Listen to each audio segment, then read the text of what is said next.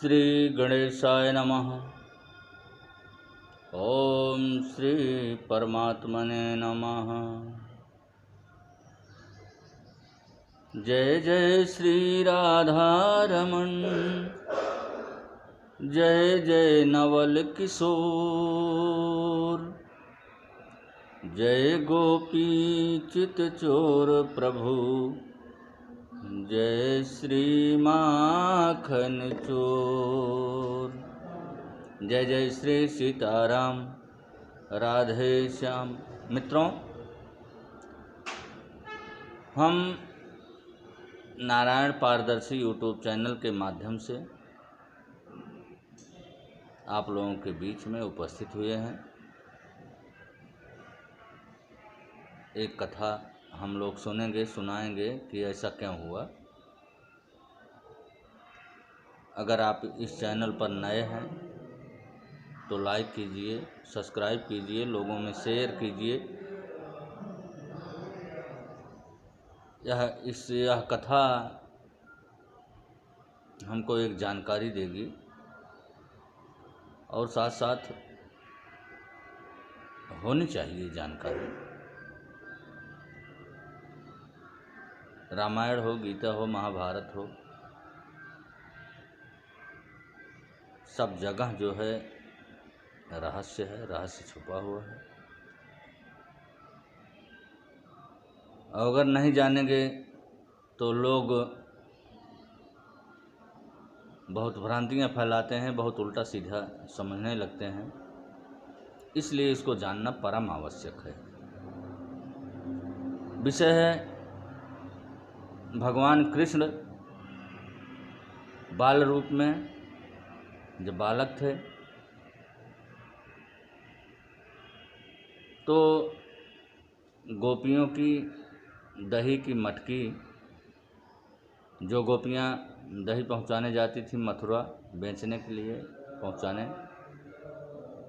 उनकी मटकी फोड़ देते थे। तो ऐसा क्यों करते थे भाई? वो तो पार ब्रह्म परमेश्वर थे, वो तो किसी का नुकसान नहीं चाहते, लेकिन यहाँ मटकी क्यों फोड़ रहे थे? थोड़ा इसके बारे में हम लोग आइए जानते हैं। जहाँ तक जानकारी है कि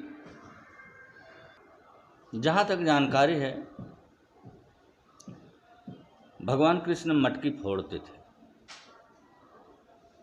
गोपिकाओं की, या जो छींटे पर वो दही जमने के लिए रख देती थी, छींटे के ऊपर रखती थी, वहाँ से उतार करके बाल सखाओं के साथ में वो जो है उसको तोड़ फोड़ देते थे।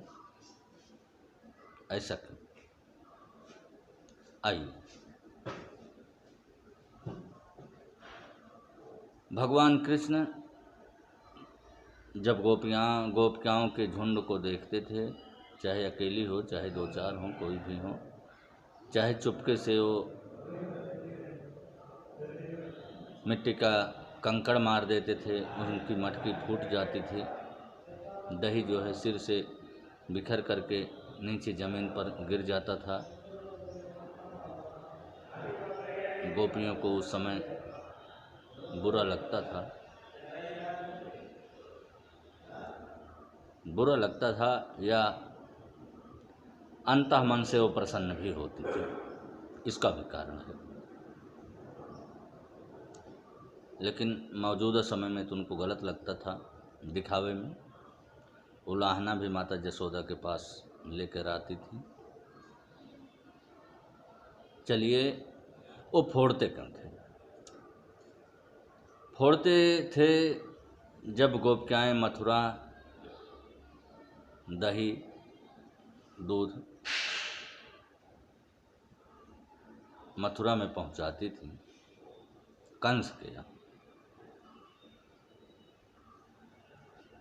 चूँकि कंस तो एक आतताई था और भगवान कृष्ण का बैरी था, और आतताई के राज्य में जो थे लगभग उसकी आज्ञा अनुसार सब उद्दंड थे, उद्दंडता करते थे, दानवता को अपनाए हुए थे। वो अपना कंस से अपना शासन चलाता था तो अपने हिसाब से सबको जो है वो रखता था। भगवान कृष्ण को मारने के लिए क्या क्या उपाय नहीं किया वो, कितने दानव भेजे, कितने दूतों को भेजा इनका भेद लेने के लिए। उसी जगह पर गोपिकाएं जो हैं दूध और दही पहुंचाती थीं। तो भगवान कृष्ण के मन में यह आता था कि हमारे जितने सखा हैं यहाँ, ये दूध दही नहीं खा रहे हैं, पा रहे हैं, गायों को चराते हैं, सब कुछ यही कर रहे हैं, लेकिन ये दूध दही नहीं खा रहे हैं तो ये बलिष्ठ कैसे होंगे।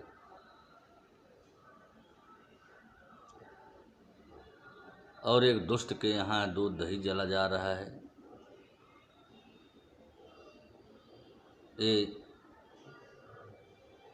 दानवों को ही बलिष्ठ करेंगे और हमारे बाल सखा जितने हैं सब ऐसे रह जाएंगे। इसलिए वो युक्ति निकाले।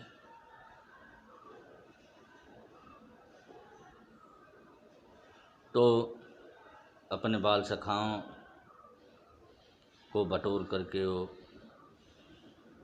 मान लीजिए सभा अटेंड की, मीटिंग की, उसी दिन से दही चुराना शुरू किए, उसी दिन से दही को खाना शुरू किए, फोड़ना तोड़ना सब कुछ शुरू कर दिए। अब यहाँ सवाल ये उठता है कि तो मान लीजिए वो घर में छींटे पर टंगा हुआ दही तो खा लेते थे, उनके बाल सखा भी खा लेते थे, लेकिन जो रास्ते में जा रहा है वो तो खाने को नहीं पाते थे, फोड़ क्यों देते थे? हाँ,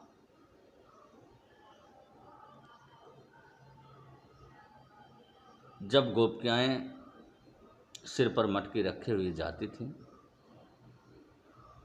तो भगवान कृष्ण कंकड़ी मार करके उसको फोड़ देते थे। इसलिए फोड़ देते थे कि अगर हमारे यहाँ के बाल सखा, हमारे सखा इस दूध दही को नहीं खा पा रहे हैं, उस आतताई दुष्ट के यहाँ नगरी में, मथुरा में यह दही नहीं जाएगा, यह दूध नहीं जाएगा।